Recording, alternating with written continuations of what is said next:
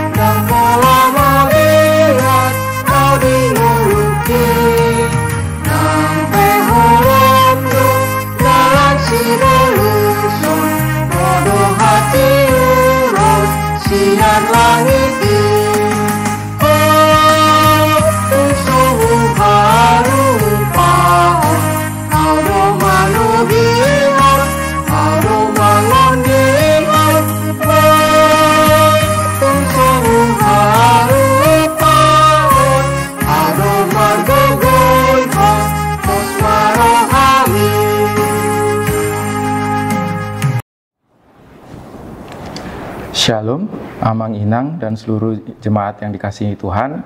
Selamat pagi, hari ini kita bertemu kembali dalam renungan harian HKBP Bandung Reformanda.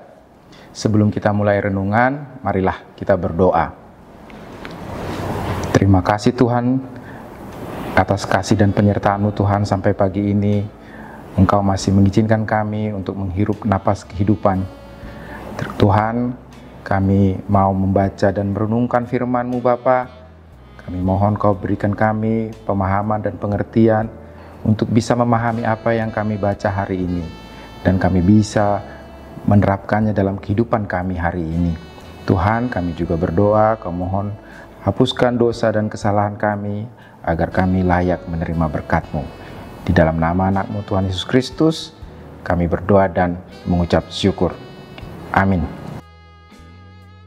Renungan untuk hari ini 13 November 2025 diambil dari Ulangan 4 ayat 13. Saya akan membacakan dalam bahasa Indonesia dan bahasa Batak.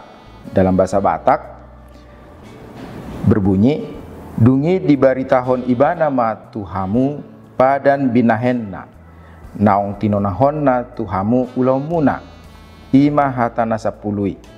Laos di surat todui tudua leibatu." Dalam bahasa Indonesia, "Dan ia memberitahukan kepadamu perjanjian yang diperintahkannya kepadamu untuk dilakukan, yakni ke-10 firman, dan dia menuliskannya pada 2 loh batu." Topik untuk renungan hari ini adalah ketaatan mendatangkan berkat.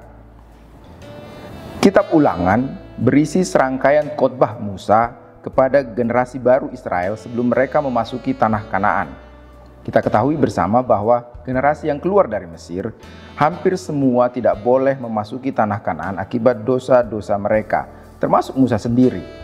Sehingga generasi yang akan memasuki tanah Kanaan saat itu kemungkinan tidak menyaksikan mujizat-mujizat Tuhan ketika Tuhan melepaskan mereka dari perbudakan Mesir. Musa mengkhotbahkan ulang, oleh karena itu disebut ulangan.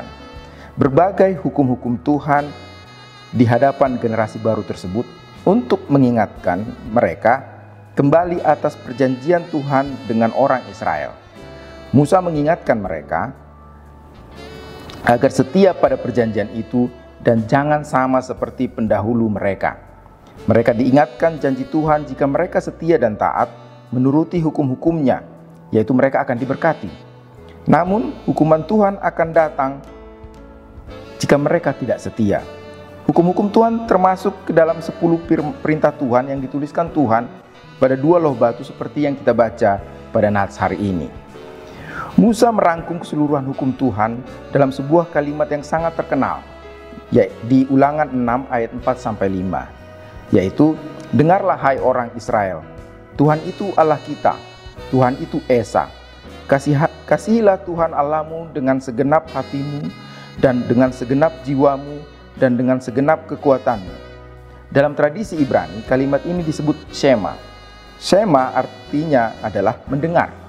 Namun, Shema dalam bahasa Ibrani memiliki makna tidak hanya mendengar, tetapi juga termasuk respons terhadap panggilan tersebut.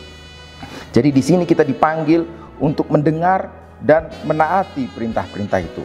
Seperti frasa yang kita baca pada Nats hari ini, yang diperintahkannya kepadamu untuk dilakukan. Kita dipanggil untuk taat melakukan perintah-perintahnya. Apakah hukum-hukum Tuhan itu juga berlaku buat kita sekarang ini? Tuhan Yesus mengulang Shema pada perjanjian baru seperti yang bisa kita baca pada Matius 22 ayat 37 sampai 40 untuk menekankan bahwa hukum-hukum Tuhan termasuk ke-10 perintah itu kekal dan kita tetap dipanggil untuk taat. Karena kita telah beroleh kasih karunia dari Kristus, maka hidup kita juga harus menunjukkan ketaatan kita kepada hukum dan perintahnya. Demikian juga janji Tuhan kepada orang Israel juga berlaku bagi kita. Ketaatan pada perintah-perintah Tuhan akan mendatangkan berkat. Berkat dapat kita definisikan sebagai pemberian Tuhan, sebagai bukti kasih Tuhan kepada orang-orang yang dikasihinya.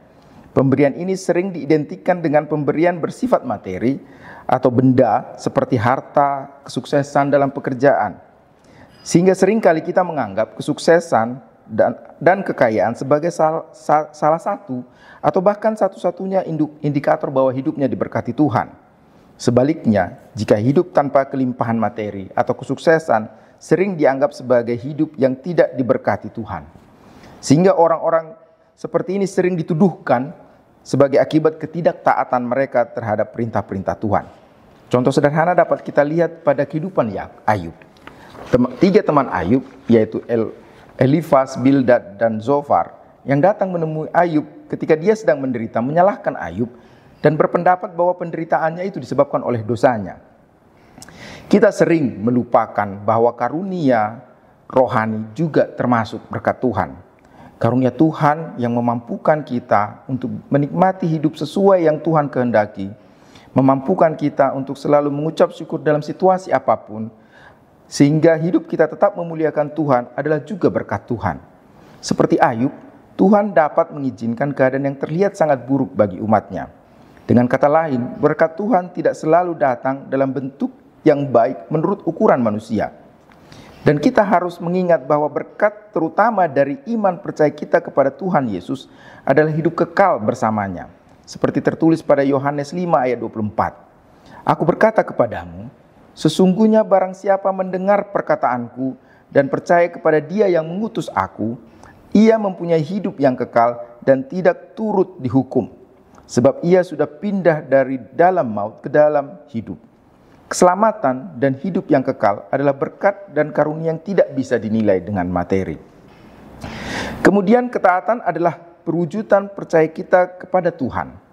Kita mungkin sering berpikir ketika hidup kita memperoleh mujizat, kita akan lebih percaya kepada Tuhan.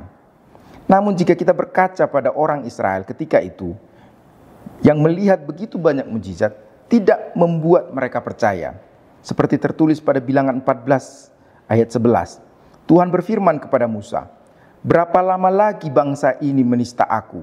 Dan berapa lama lagi mereka tidak mau percaya kepadaku, sekalipun sudah ada segala tanda mujizat yang kulakukan di tengah-tengah mereka. Mujizat-mujizat itu tidak membuat mereka benar-benar percaya, sehingga mereka tidak taat. Mereka tidak percaya Tuhan akan memenuhi kebutuhan mereka, ataupun bisa melepaskan mereka dari kesulitan yang mereka hadapi. Akibatnya mereka berputar-putar selama 40 tahun di padang gurun untuk perjalanan yang seharusnya bisa ditempuh dalam 40 hari. Kita saat ini mungkin merasa tidak diberkati dalam perjalanan hidup kita, atau kita mengharapkan mujizat untuk percaya kepadanya. Namun melalui renungan hari ini kita dipanggil untuk tetaplah taat dan tetaplah setia pada perintah dan firman-Nya. Ketaatan adalah bentuk percaya dan kasih kita kepada Tuhan. Dan percayalah, ketaatan akan mendatangkan berkat Tuhan. Amin. Mari kita berdoa. Ya Bapa yang di surga, kami datang di hadapan-Mu dengan hati yang penuh syukur atas kasih karunia-Mu Tuhan. Tambahkan iman kami agar kami dapat taat pada semua perintah-perintah-Mu. Curahkan bimbingan Roh Kudus-Mu agar kami semakin mengasihi Engkau Tuhan. Tuntunlah kami dalam setiap langkah kami sesuai dengan kehendak-Mu setiap hari. Amin.